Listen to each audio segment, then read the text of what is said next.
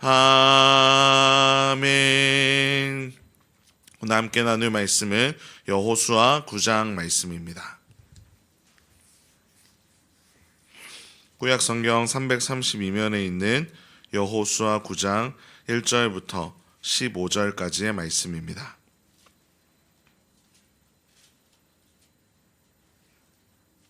여호수아 9장 1절부터 15절까지 저와 성도님들이 한 절씩 교독하도록 하겠습니다. 이 일 후에 요단 서쪽 산지와 평지와 레바논 앞 대해 연안에 있는 헷사람과 아모리 사람과 가나안 사람과 브리스 사람과 히위 사람과 여부스 사람의 모든 왕들이 이 일을 듣고 모여서 열심으로 여호수아와 이스라엘에 맞서서 싸우려 하더라. 기브온 주민들이 여호수아가 여리고와 아이에 행한 일을 듣고 꾀를 내어 사신의 모양을 꾸미되 헤어진 전대와 헤어지고 찢어져서 기운 가죽 포도주 부대를 나귀에 싣고 그 발에는 낡아서 기운 신을 신고 낡은 옷을 입고 다 마르고 곰팡이가 난 떡을 준비하고 그들이 길갈 진영으로 가서 여호수아에게 이르러 그와 이스라엘 사람들에게 이르되 우리는 먼 나라에서 왔나이다. 이제 우리와 조약을 맺읍시다 하니 이스라엘 사람들이 히위 사람에게 이르되 너희가 우리 가운데 거주하는 듯하니 우리가 어떻게 너희와 조약을 맺을 수 있으랴 하나 그들이 여호수아에게 이르되 우리는 당신의 종들이니이다 하매 여호수아가 그들에게 묻되 너희는 누구며 어디서 왔느냐 하니 그들이 여호수아에게 대답하되 종들은 당신의 하나님 여호와의 이름으로 말미암아 심히 먼 나라에서 왔사오니 이는 우리가 그의 소문과 그가 애굽에서 행하신 모든 일을 들으며 또 그가 요단 동쪽에 있는 아모리 사람의 두 왕들 곧 헤스본 왕 시온과 아스타롯에 있는 바산 왕 옥에게 행하신 모든 일을 들었음이니이다. 그러므로 우리 장로들과 우리 나라의 모든 주민이 우리에게 말하여 이르되 너희는 여행할 양식을 손에 가지고 가서 그들을 만나서 그들에게 이르기를 우리는 당신의 종들이니 이제 우리와 조약을 맺읍시다 하라 하였나이다. 우리의 이 떡은 우리가 당신들에게도 오려고 떠나던 날에 우리들의 집에서 아직도 뜨거운 것을 양식으로 가지고 왔으나 보소서 이제 말랐고 곰팡이가 났으며 또 우리가 포도주를 담은 이 가죽 부대도 새 것이었으나 찢어지게 되었으며 우리의 이 옷과 신도 여행이 매우 길었으므로 낡아졌나이다 한지라. 우리가 그들의 양식을 취하고는 어떻게 할지를 여호와께 묻지하리. 함께 읽겠습니다. 여호수아가 곧 그들과 화친하여 그들을 살리리라는 조약을 맺고 회중 족장들이 그들에게 맹세하였더라. 아멘. 참 신기하게도 사람들은 같은 상황 앞에서 다른 선택을 하면서 살아갑니다. 예를 들면 지난주처럼 매우 추운 날씨에 어떤 사람들은 이럴 때일수록 집에만 있어야 한다고 이야기를 하기도 하고요. 어떤 사람은 이런 추운 날씨도 나가서 잘 견뎌내야 겨울을 잘 보낼 수 있다고 이야기를 하기도 합니다. 그렇게 저마다 고른 선택들은 다른 결과로 이어지게 되는데요. 오늘 본문에 기록되어 있는 이스라엘을 둘러싸고 있는 이 가나안 지역의 사람들 역시 이스라엘이라는 한 나라 앞에서 전혀 다른 선택을 하는 모습을 보여주고 있습니다. 이들은 이스라엘에 대한 소문을 계속 듣게 되었습니다. 아마도 이 소식을 들은 사람들은 좀 두려운 마음, 이제 우리나라도 멸망할까 염려되는 마음이 생겼을 것입니다. 그런데 이때 한 가지 소식이 더 들려오게 되었는데 바로 아이성 전투에 대한 이야기였습니다. 첫 번째 아이성 전투 때 이스라엘이 패하는 일들을 목격하고 들으면서 이들 안에는 두 가지로 반응이 나뉘게 된 것입니다. 첫 번째로는 1절에 나열되어 있는 많은 나라들이 2절의 표현처럼 모여서 일심으로 여호수아와 이스라엘에 맞서서 싸우려 하였습니다. 그리고 그에 반해 3절부터 등장하고 있는 기브온은 다른 선택을 합니다. 앞서 1절과 2절에 등장했던 무리가 동일한 소문을 들었으나 전혀 다른 선택을 하게 된 것입니다.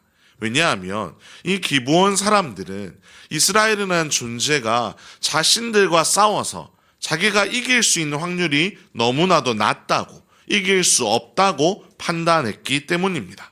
어떠한 방법으로든 이스라엘과 충돌하게 된다면 자신들에게 패배만 안겨줄 것이라고 생각했기에 다른 방법을 마련했던 것입니다. 그것이 바로 스스로를 변장하는 일이었습니다. 일부러 낡은 신을 신고 낡은 옷을 입고 다 말라 곰팡이가 피어버린 떡을 들고 나타났던 것입니다. 왜냐하면 자신들이 누구인지를 솔직하게 이야기했을 때 그들이 결코 살아남을 수 없었기 때문입니다. 7절에 보시면 기브온 사람이라 칭하지 않고 히위 사람이라 칭하고 있는데요.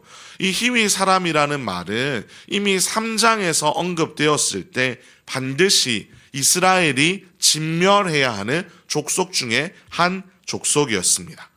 히위 사람들은 이스라엘에게서 살아남기 위해 이스라엘에 대한 정보를 아주 많이 알기 시작했습니다. 특히 하나님께서 이 백성에게 어떤 명령을 내리셨는 것까지도 이들은 조사를 했고 자신들의 족속이 죽을 수밖에 없는 존재라는 것을 알게 되었습니다.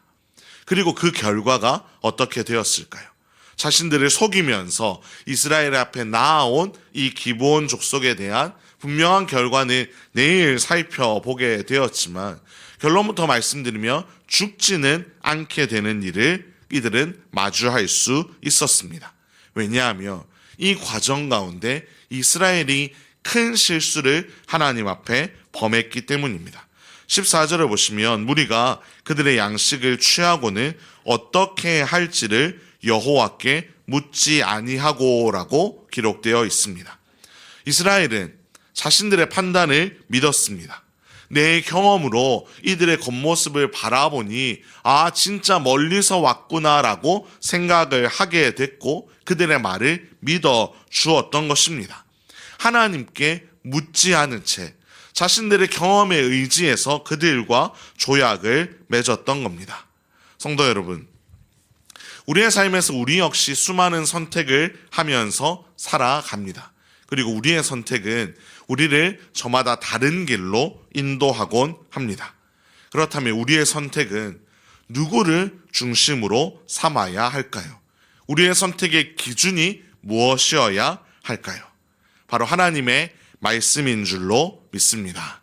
잠언 3장 5절 6절은 우리에게 이렇게 말씀합니다. 너는 마음을 다하여 여호와를 신뢰하고 내 명철을 의지하지 말라. 너는 범사에 그를 인정하라. 그리하면 내 길을 지도하시리라. 우리는 우리의 명철을 의지하지 말고 오직 여호와만을 신뢰하고 범사에 그를 인정하고 살아가야 할 줄로 믿습니다. 그럴 때에 하나님께서 우리의 길을 지도해 주실 것입니다. 주 안에서 사랑하는 성도 여러분, 오늘 이 말씀이 우리에게 잊혀지지 않는 말씀이 되기를 간절히 소망합니다. 하나님께 묻는 일을 소홀히 하지 마시기를 원합니다. 아무리 인생의 작은 결정일지라도 우리를 만드시고 우리를 다스리시는 그 하나님 앞에 나아가 하나님의 뜻이 무엇인지를 바르게 구하며 하나님이 우리에게 말씀하실 때 그 길을 온전히 순종하며 살아가는 저와 여러분의 복된 삶이 되기를 주님의 이름으로 축원합니다. 기도하겠습니다. 하나님 아버지, 오늘도 이 새벽에 하나님의 말씀을 사모하며 하나님의 뜻을 구하며 이 기도의 자리에 나오게 하심에 감사를 드립니다. 하나님, 우리의 인생 가운데 모든 순간마다 오직 하나님만을 의지하며 살아가게 하여 주시옵소서. 나의 생각과 나의 경험에 의존하는 삶을 살아가지 않게 하시고 언제나 하나님의 말씀 앞에 엎드려 하나님께 답을 구하는 우리의 인생이 되게 하여 주시옵소서. 매 순간 성령의 인도하심을 따라 살게 하셔서 우리의 모든 삶의 선택이 하나님께 기쁨이 되는 선택이 되게 하여 주시옵소서. 이 모든 말씀 우리 주 예수 그리스도의 이름으로 기도합니다. 아멘. 함께